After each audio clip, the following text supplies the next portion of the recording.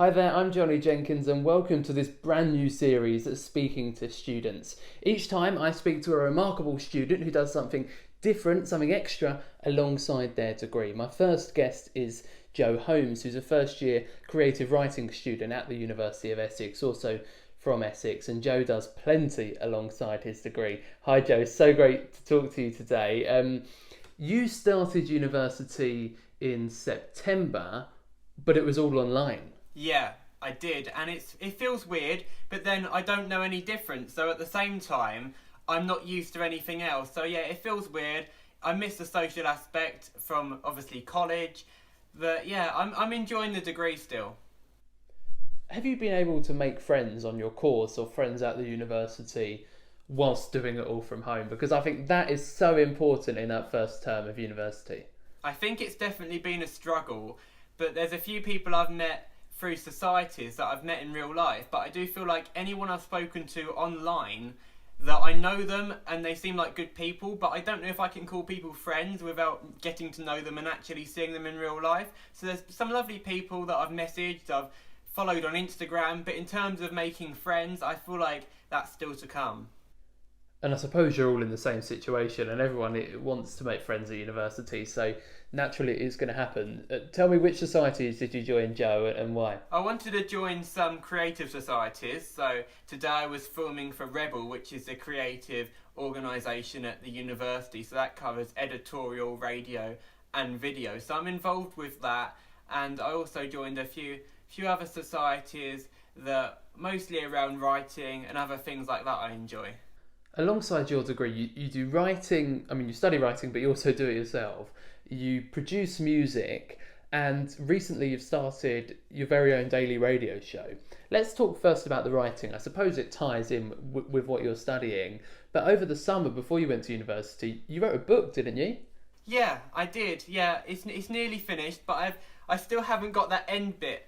So yeah, I've been working on fiction, and I do enjoy writing, and it's a lot, and all the different things I do, it does take its toll, and at the moment, I am thinking going through my time and trying to plan it more effectively, because we all have passion projects, and it's just balancing that alongside uni and all the other stuff, really. It seems to me, Jo, and it's pretty clear that you got the bug for creating things. Tell me a little bit about some of the music that you've produced and you've written. Yeah, so I'm working with a singer called Shabs, and I met her on Facebook, and because I'm not a musician, so I'm not a trained musician, but I've always wanted to make music or make songs because I've just got a passion for music. So it started in the form of poetry, so writing lyrics, and then I work with Shabs and she forms the melodies and plays it on guitar, or we write it over a track. But recently we released a song called Wake Up Crying, and how that came about was quite special because I got onto the producing software, played around with different samples and instruments, and built the track myself, and then sent it to Shabs, and we worked on some lyrics, and then she sang over the top of the track and wrote the song. So in a sense now, I sort of can say I am a musician because I was involved so much in the process. I feel like music is just sort of an outlet for anything else that you need to process, any thoughts, feelings and emotions. You say that as if it's so easy, like anyone can just put together a song, but I know audio editing, I know it can be difficult, putting all different sounds together and really starting something completely brand new. Was that challenging at first? Yeah, it does seem like a maze, to be honest, but I feel like if you want to do something, you're going to do it, and I just wanted to, and I knew that it was going to be tricky. And I still can't call myself a producer because I can't, play instruments enough to really call it. But how it sort of works is that you can take sounds, you can edit them together, and it sounds, like a song. And so I don't know whether we call that music or whether we just called it editing or just experimenting, or that's part of the writing process. So in the sense of learning the new thing, it's obviously difficult, but I do believe that if you put the mentality into it, and I don't think that I would have got on well if I got a course in how to produce music, because I just feel like I wouldn't get my head through those barriers. But I just played around and worked with a few other people, and the basic knowledge sort of just came. Sounds like you're a natural at it, and they sound like songs. You mentioned that you met the singer Shabs on Facebook, and you said earlier that you follow people at university on Instagram. Social media is something that's very important to you, isn't it? Yeah, well, yeah, it's important to me because I feel like it can help. It can definitely help us build like following, and I do feel like it does get a bit too addictive. So I'm trying to streamline my approach to it because I was posting every day and posting to my stories all the time, and you have to sort of draw the line of how much time are you putting into creating and how much time are you putting into posting on social media. I suppose now you found the balance a little bit, and a lot of people see social media as just like an avenue for promoting things you do or chatting to friends, but actually you can use it to create content as well and build up a bit of a following. You've been doing that. Yeah, for sure. And so if it's a music release, I like to create content around the music release, or if I can post like poetry, for example, that works quite nicely on social media. And what I like about it is not just, posting photos of yourself, which I do that. And I've got to understand that, we're humans, we feel the need to do that sometimes. But what I actually enjoy about it is when it starts conversations with people. So if I post something and I post like a caption, I try and sometimes put a lot of effort into what I'm writing in the caption. And then people will message me and it will start a conversation about maybe even creativity. And through that, I've met someone who's a creativity coach in Germany, and we're going to be working on a series together looking at sort of creativity. So I feel like social media can be really powerful. It's just, getting to know yourself more than the social media to know how's best it works for you. I love that you just drop in that you're starting a new series with some creativity coach that you met, because you're always starting something new. You're always trying new things. And at the end of last year, you started a daily radio show. How did that one come about? Well, I wanted to get into presenting. I know talking to you on Gateway and talking to Helen on BBC Essex, I enjoyed the radio stuff. I thought it was quite fun. So I decided to dabble into presenting, and I did like a little training course to build confidence more than anything. I feel like that's the main struggle when you start.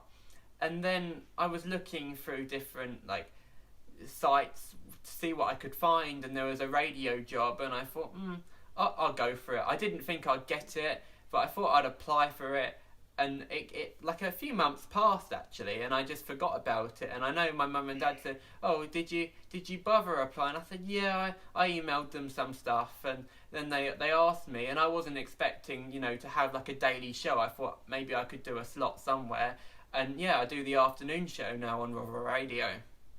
And how are you finding managing that alongside your studies? Because often you talk to people, on this series as well, and you sort of forget they're a student. You forget they've got to do a full-time degree alongside all of this. How are you managing doing that daily show alongside the degree? Because it can be quite grueling. Yeah, and I feel like I prioritise doing the radio show because I know it has to go out at a certain time, and I normally get like the 2 hour show because it's pre-recorded. I can get it done in about 45 minutes to an hour, and so that's okay, and I can manage that because I can normally find the time whether I have to stay up late to get it done. But I feel like the other stuff can take the toll sometimes, in the sense if I'm tired, then I'll leave like the essay I've got to write the week afterwards. I won't start it for a couple of days. And at the moment, there's a lot of deadlines at the moment, and there's so many that with all the stuff I'm doing additionally, it is hard to balance. And I've decided to, when I wake up in the morning, to open up a Word document and just type. It's something called Morning Pages, and it comes from a book called The Artist's Way by Julia Cameron. And the theory behind it is you just unload everything out of your mind and you start to sort of plan your day and what you're going to do. And I don't think I could stick to a timetable because I'm too spontaneous. But in the sense this morning I wrote down, right, so now I'm going to write for 20 minutes. I'm going to work on the essay after that. And I stuck to that because I did it first thing in the morning. In the summer before your degree began, you were busy doing the writing and making music, etc. But then keeping that going whilst starting the degree, whilst trying to make new friends and settle in at a university all online, it sounds like quite a lot to happen at one time.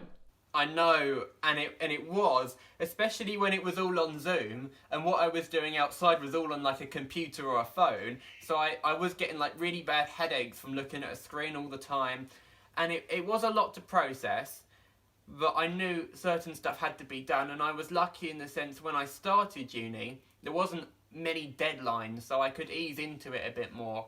So I found that quite good, and I thought with creative writing as a course, it doesn't have too much contact time, or at the moment it doesn't have any actual contact time. So I am free a bit more.